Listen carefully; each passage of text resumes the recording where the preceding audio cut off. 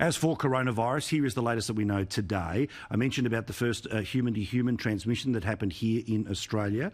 33 patients are now confirmed in Australia, including somebody who's come into Tasmania. Indonesia have confirmed that they have got their first cases of coronavirus, but I think we all knew that. It's been around for a few weeks. There's some suggestions that Iran could now be as bad as Wuhan in China in terms of the number of cases, number of deaths, and that's why Australia has a travel ban coming out of Iran as well as China right now. The World Health Organization says that an elbow bump is better than a handshake. Our Health Minister, Greg Hunt, even said today the best thing to do is to not shake a stranger's hand or even a friend's. Just pat them on the back. Yes, this is the warnings that we're getting right now. And for those of us that are excited about the Formula One, and I know that's Richo, it will still be taking place despite the fact that the MotoGP has been cancelled in Italy. That's the motorbikes. Well, the cars will be going around in Melbourne, despite the fact that, of course, many teams, including good old-fashioned Ferrari, will be coming from Italy, which is so deeply affected by this. Now, of course, the consequences to the Australian economy are pretty obvious when it comes to coronavirus for two big reasons. We are over-dependent on China when it comes to what we sell, what we import, their power when it comes to the tourism dollar and the education dollar. That's the whole story here. However, the media seems to be very excited that it's not just going to be potentially an issue where most likely that budget surplus is going to disappear because no one saw the coronavirus happening and having such an issue not just in China but for much of the world. But you have the media now actively cheering on a recession.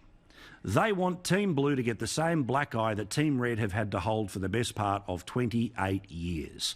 That on their watch the economy went backwards. And the R word has been the ultimate swear word in Australian politics. But article after article after article today was, well, cheering on recession, be it The Guardian or Yahoo, or what about the Illawarra Mercury? The New Daily, which of course is paid for by union super money, they're now saying that we're teetering on the edge of a recession. But if you think I'm just making it up about how excited they are about recession, remember these are the same organisations, including The Guardian, New Daily, and even the Daily Mail, who were saying that it was the bushfires that would put us towards recession. So yes, there is every chance that the budget deficit was always going to be impacted because of the amount of government money that needs to be spent when it comes to a bushfire and the response to that. But the actual hit on the Australian economy is what is happening in China. And it is happening because it has happened in China. Because it started in China, because China can't be trusted to give us the actual information about what's happening there, and because Australia is so overexposed to China.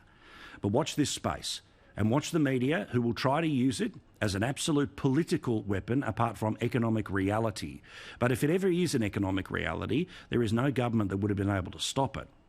Because Australia, our wagon is too heavily hitched to China. We've been saying it for years on this show. We're about to learn in even greater numbers why that's always been a problem.